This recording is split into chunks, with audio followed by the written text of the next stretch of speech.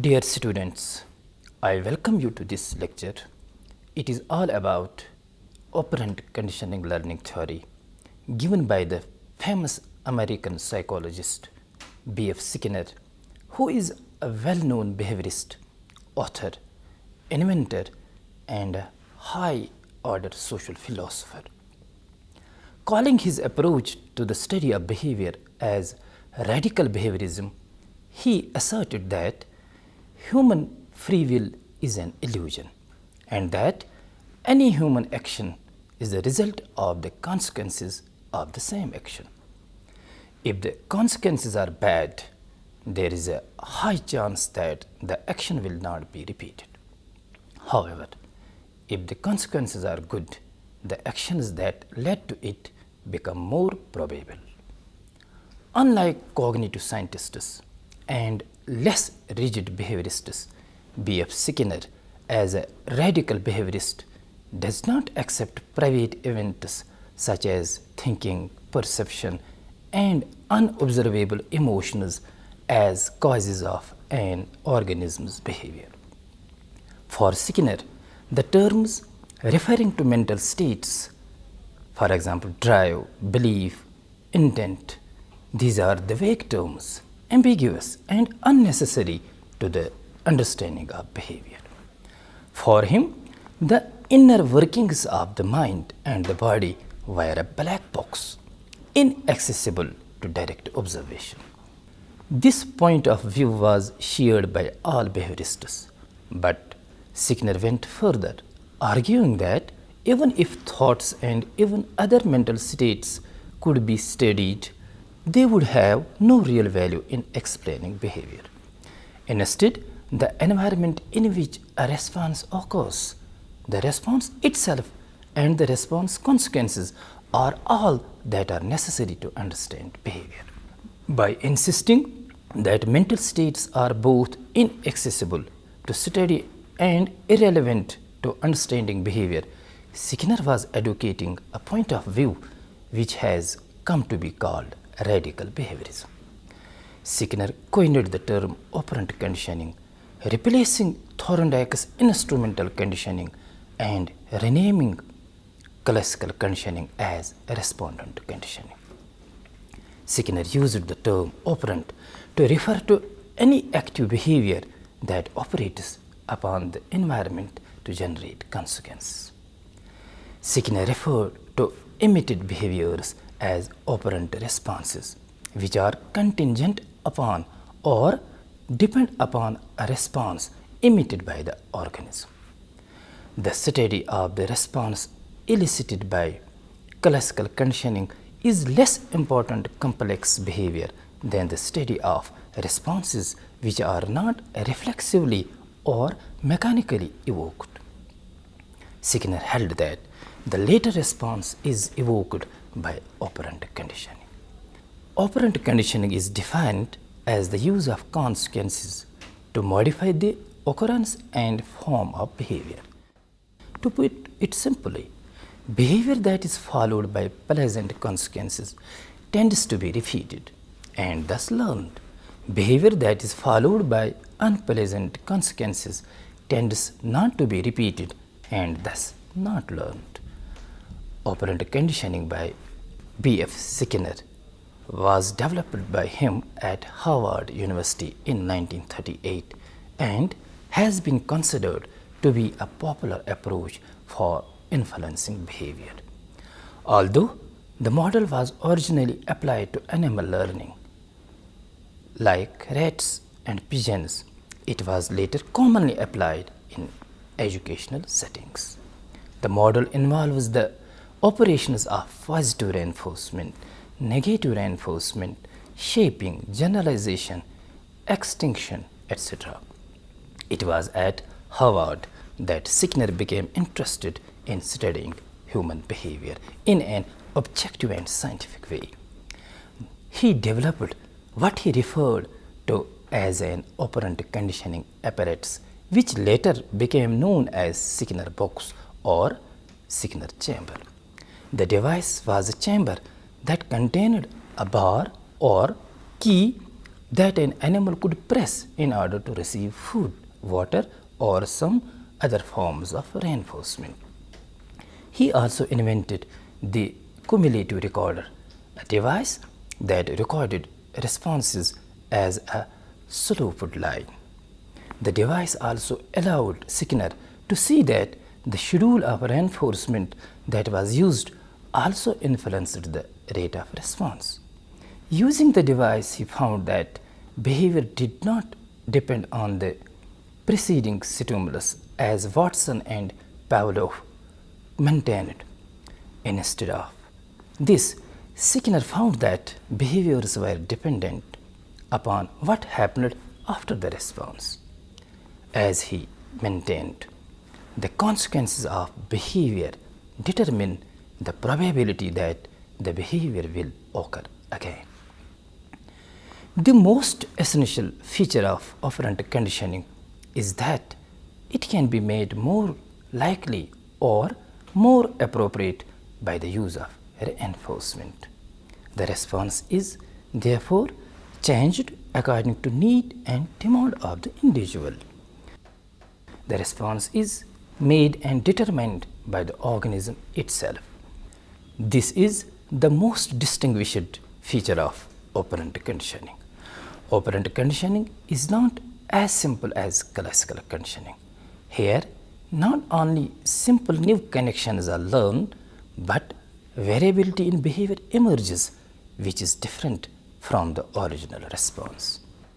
For instance, using the instrumental conditioning technique, Lashley has indicated that a monkey who has been conditioned to open the puzzle box with one of its paws on another occasion uses the other paw if it is prevented to use the first paw. This indicates that the animal is capable of making varied types of responses according to the demand of the environment. Now, dear students, let us go through the mechanism of operant conditioning.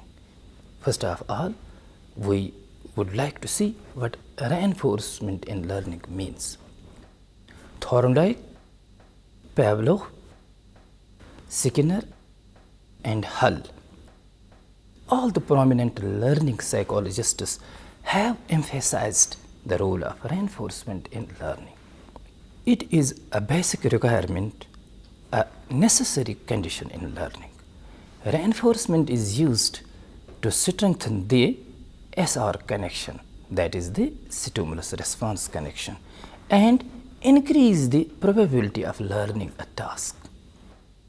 Skinner views that reinforcement can be manipulated to control the speed and strength of a response, including its occurrence and non-occurrence. Reinforcement refers to the process whereby the delivery of a stimulus increases the probability of behavior. Reinforcement can be done by giving an appetitive stimulus, or we may call it positive reinforcement, or by the removal of an aversive stimulus, or negative reinforcement as it is often called. In other words, there may be either a positive or a negative contingency between the behavior and reinforcement. A positive contingency means that something is given. For example, bar pressing is followed by food. A negative contingency means that something is taken away. For example, bar pressing terminates or prevents shock. The presentation of a positive reinforcement increases the frequency of the behavioral response. For example, if studying is followed by a high grade on an exam, then the incidence of studying before exams will increase. On the other hand, negative reinforcement is the removal of an unpleasant or aversive stimulus following a behavioral response. Presentation of this negative reinforcement also increases the frequency of the behavioral response. For example, if leaving a study area removes you from a noisy classmate, then the time you spend away from the study area will automatically increase. Punishment is the converse of reinforcement. It decreases the probability of a behavior and consists of the delivery of an aversive stimulus, or you may call it positive punishment, or simply punishment, or in another case it is the removal of an appetitive stimulus, and you may call it negative punishment or omission training. There may be either a positive contingency between the behavior and punishment. For example, bar pressing is followed by shock, or negative contingency. For example, bar pressing terminates or prevents food delivery. Presentation of positive punishment decreases the frequency of the behavioral response. If your professor embraces you asking a question in class, then the likelihood you will ask questions in class will decrease. The presentation of the negative punishment too decreases the frequency of the behavioral response. For example, if your friend withholds affection whenever you watch TV, the time you spend in front of the TV will decrease. Now, schedules of reinforcement. In real life, not every instance of behavior is reinforced. In most of life's experiences, what we see, we are not reinforced every time we make the response. For example, a smile may not evoke a smile in the others always. A footballer does not win every tournament he enters into. A student is not patted at the back every time he receives grade A.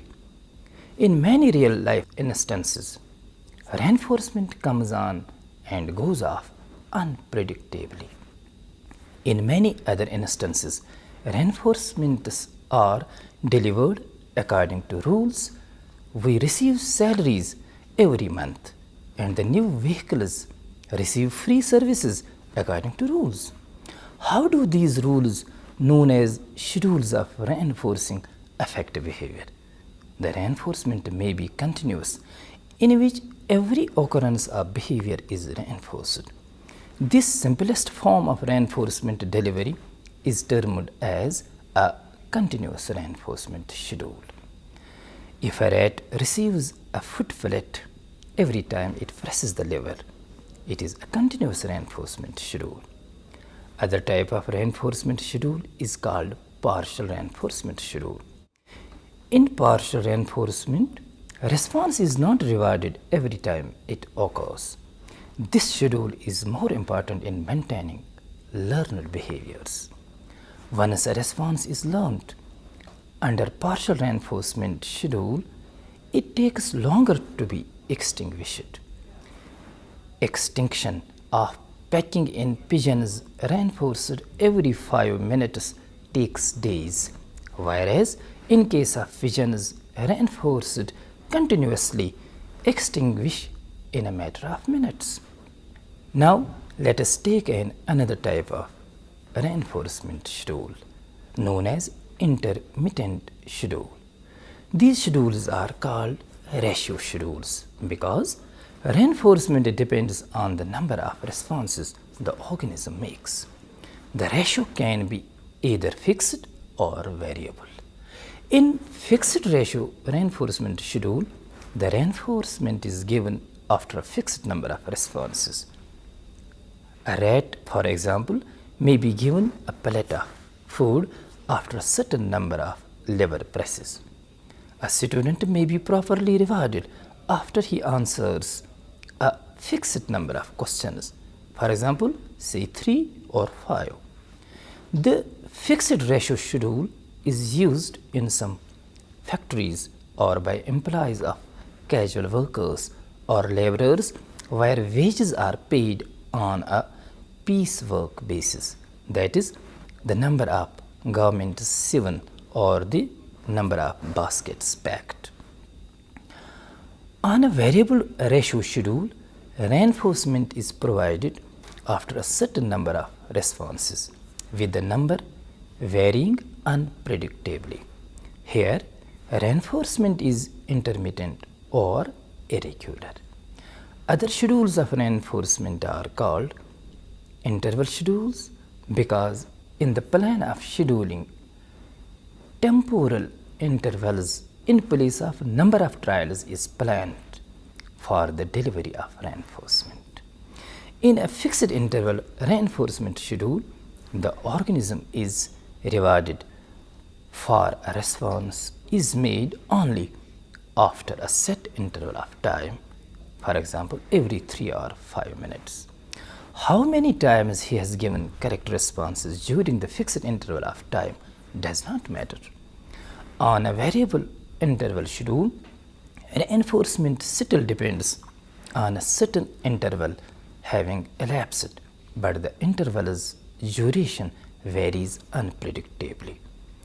For an example of a variable interval schedule in everyday life, just consider redialing a phone number after hearing a busy signal. To receive reinforcement means getting your call through, you have to wait some time interval after your last response, that is dialing. But the length of that interval is unpredictable. Now take in another process, shaping. Shaping is the most important mechanism used in operant conditioning. It refers to the judicious use of selective reinforcement to bring desirable changes in the behavior of the organism. It is a technique to shape the complex behavior by systematically reinforcing closer approximation to the desired behavior. Shaping is based on the principle that a little learning can lead to final mastery. In shaping each small step the organism makes to reach the goal is reinforced, rather than only the final response. This is done by the method of successive approximations. At first, actions that are faintly similar to the target behavior are reinforced. The organism learns to show the responses that closely approximate the target behavior. In this way, shaping involves constructing a complex behavior by the method of successive approximation. Shaping is a classic concept in instrumental and operant conditioning. Reinforce the steps leading to the desired response, and that response will eventually occur. This is what Brown and Jenkins said. The principle of shaping is general one which applies to the instrumental learning of humans as well as lower animals.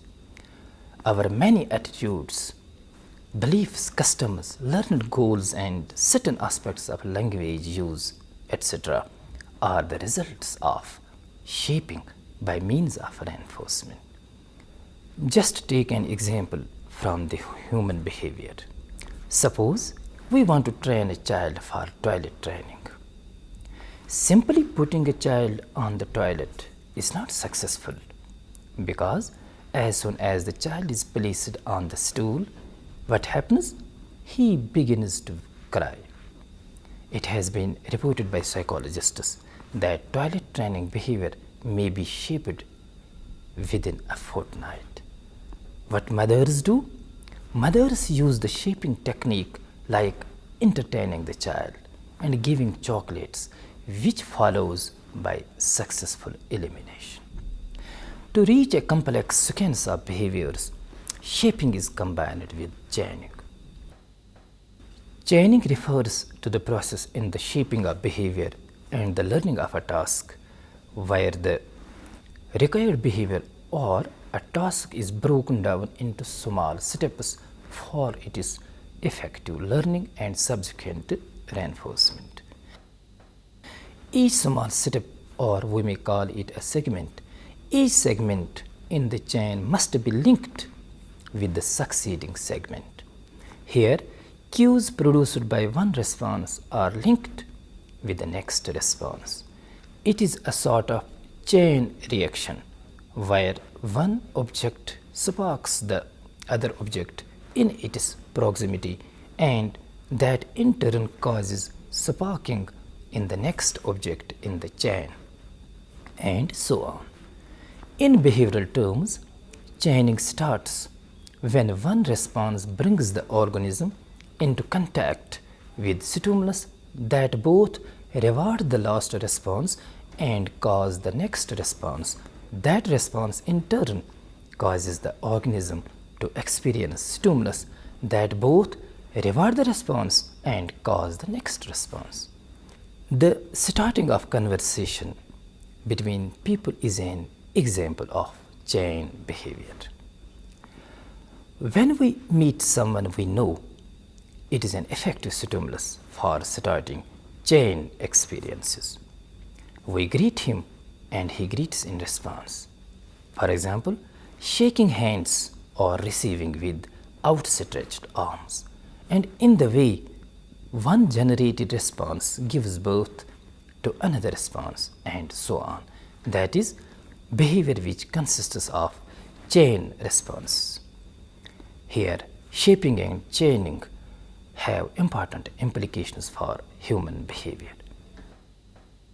Animal trainers use both shaping and chaining to teach complex chain of behavior to animals.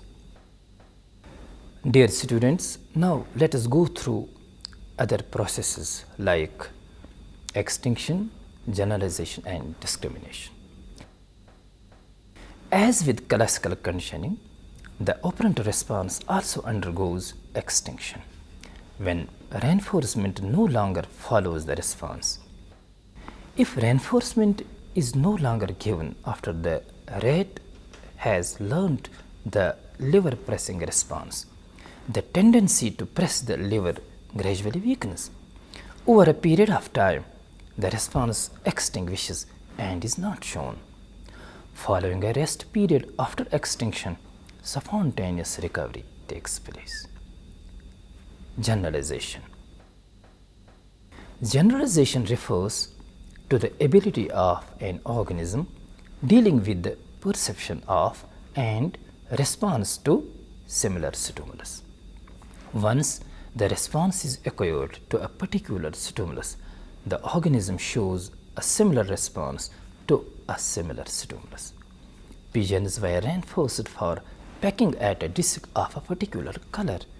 These pigeons also pecked at the discs close in color to the original disc. This phenomena is known as generalization. A child demonstrates the ability when he successfully subtracts 4 apples from 9 apples after learning to subtract 4 oranges from 9 oranges. In this way, generalization may be understood in terms of learning process where the organism learns to provide similar operant responses to stimulus similar to but not the same as the training stimulus. In helping the children to learn appropriate generalization, due care should be taken by the parents and teachers to reinforce the behavior of the children only after they demonstrate the ability to generalize correctly. Overgeneralization like calling all 4-legged animals as cows should be immediately discouraged, and they should be helped to learn correct generalization and discrimination for acquiring the proper concept of things and events surrounding them. Discrimination. Discrimination is the process of learning to make one response to one stimulus and another response, or no response to another stimulus. Discrimination is achieved simply by reinforcing a particular response to one stimulus and not reinforcing to another, which amounts to extinguishing the same response to another stimulus. In Skinner's box, the animal learns to press the lever when the light is on and not when the light is off. Thus, light becomes the cue or signal for the operant behavior, that is, the lever press response. Equipped with this learned signal, the animal picks up the ability to discriminate between stimuli for emitting the learned response. In other words, the animal develops a discriminative operant, which is an operant response extended to one set of circumstances but not to another. People and other animals readily learn to pay attention to cues in the environment that reliably signal certain consequences for their actions. Dear students, let us conclude here by emphasizing on the fact that B.F. Skinner, as one of the leading exponents of behaviorism, maintained that learning is a result of any change in overt and observable behavior.